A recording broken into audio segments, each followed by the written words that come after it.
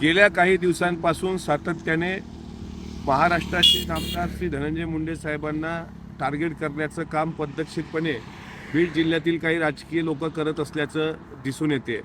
अमोल दुबे प्रकरणात जे तोंडघशी पडलेत ते सुरेश धस आज महायुतीचे आमदार आहेत, मात्र आपल्याला मंत्रिपद मिळालं नाही आणि दोघाही बहीण भावांना मंत्रिपद मिळालं। पंकजाताई आणि धनंजय मुंडे साहेब एकत्र आल्याचा पोटशूळ त्याच्या पोटात उठताना दिसतोय। आमचं म्हणणं आहे स्पष्टपणे, मस्साजोग प्रकरणामध्ये सरपंच संतोषराव देशमुख यांची ज्या क्रूर पद्धतीने हत्या केली गेली ती निंदनीय आहे, त्याचं कोणी समर्थन करू शकत नाही। जो कोणी दोषी असेल त्याला कडक शिक्षा झाली पाहिजे, त्याला फासावर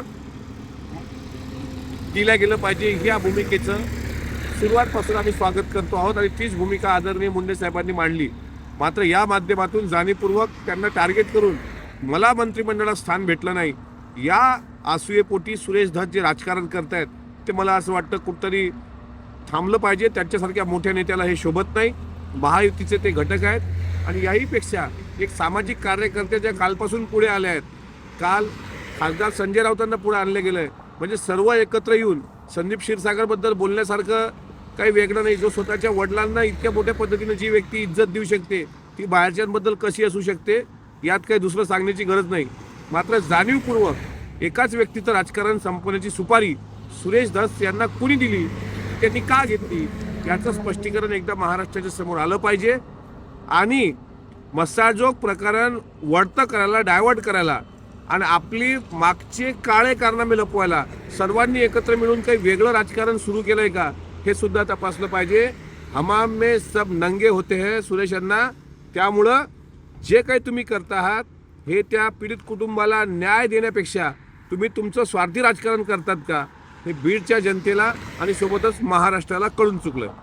आंबेडकरांनी असं म्हणलंय की सुरेश धस कोणातरी सुपारी घेऊन हे आरोप करतात। त्यालाच अनुसरून की तुमच्या पोटामध्ये पोटसूळ होतं, एवढ्या मताची लीड घेऊन तुम्ही विजयी झालात आणि तुम्हाला मंत्रिपद मिळालं नाही। मात्र मुंडे घराण्यामध्ये दोघांना मंत्रिपद मिळालं म्हणून तुम्ही सगळं करताय। अमोल पटकरी फार लहान आहे बरं का, माझी त्याला एकदा विनंती, अमोल तू कोणाच्या बी नादीला या रगेलच्या नादीला नको, तुला लय महागात पडत। मी आता एकदा त्याचं ऐकून घेतो, वडिलकीच्या नात्याने त्याला समज देतो, तुझं कुणीकडे बी दुकान चालव, माझ्यावर दुकान चालू नको, तुझं अवघड होईल।